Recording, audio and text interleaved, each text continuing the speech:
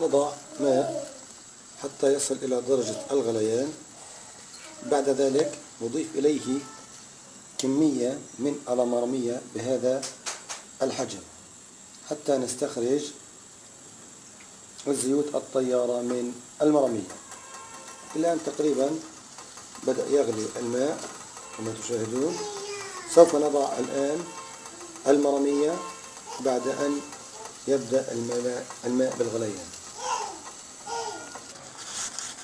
الآن نطفئ النار ثم نضع المرمية عليه بهذا الشكل، وتكمر المرمية لمدة نصف ساعة أو حتى تفتر الماء أو حتى تفتر كمية الماء الموجودة وتصبح درجة الحرارة فيه 37 درجة، يعني دافئ يكون بإذن الله. بعد ذلك سوف نستخرج الزيوت الطيارة من المرمية. ها هي زيوت الطيارة التي أتحدث عنها. تعمل طبقة نقول عنها التوتر السطحي الموجود أعلى كما تشاهدون أعلى المرمية.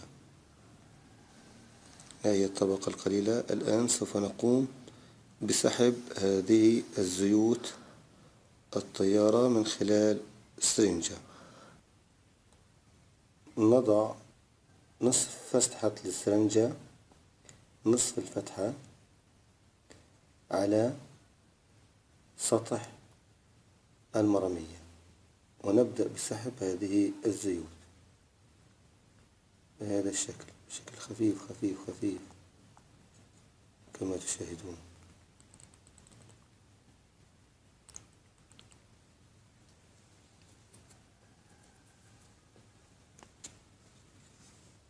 نسحب بشكل خفيف نصف الفتحة ثم نسحب هذه الزيوت الطيارة كما تشاهدون.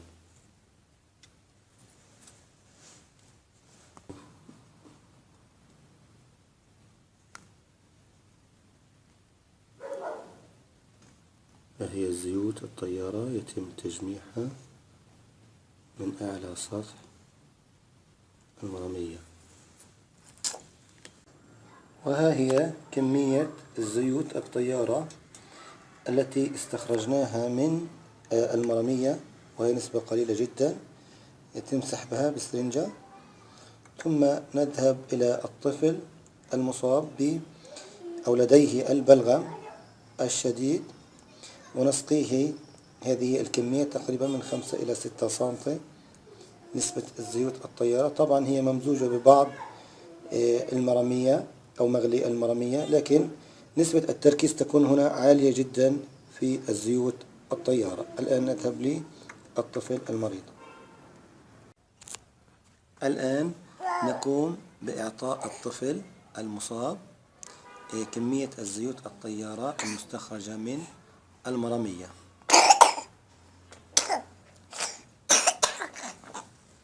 هي مفيدة جدا طبعا لاستخراج البلغم من الطفل.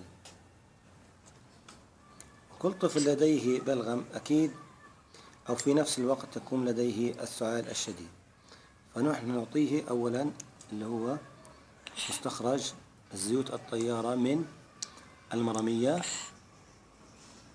بعد ذلك لابد من تدهين الطفل وعلاجه من السعال، وهي الطريقة كالتالي. ثم نحضر زيت سمسم دافئ كما تشاهدون. ها هو زيت السمسم الدافئ، ها هو زيت سمسم دافئ كما تشاهدون. يتم تدهين صدر الطفل وظهره بزيت السمسم الدافئ، يدفأ فقط دفء. يدهن صدر الطفل بزيت السمسم، وكذلك ظهره ومنطقة الرقبة.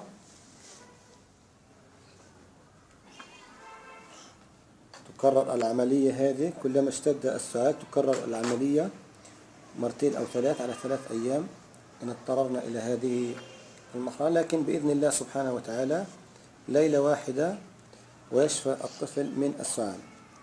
لكن بالنسبة للبلغم لابد أن تستمر على إعطاء الزيوت الطيارة المستخرجة من المرامية 3 مرات في اليوم، لكن في فترة المساء وعند النوم اللي هو احنا بنقول تدفئة تدهين صدر الطفل والرقبة والظهر بالزيت السمسم، ثم إعطاء الطفل ملعقة صغيرة من زيت السمسم الدافئ. ها هو الطفل، إعطاءه معلقة صغيرة من زيت السمسم الدافئ كما تشاهدون. سوف نعطي الطفل ملعقة صغيرة،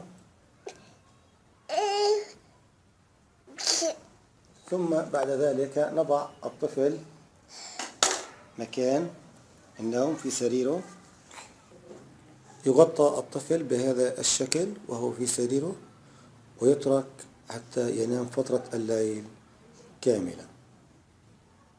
يجب وضع قطعة القماش الرقيقة أو الشاش هذه كما تشاهدون فوق منطقة الرأس حتى تحافظ على درجة حرارة المحيطة بالرأس وبالأنف للطفل. أتمنى أن نستفيد كل الأطفال الذين يعانون من السعال الشديد أو من البلغم الصعب من هذه الوصفة، والسلام عليكم ورحمة الله وبركاته.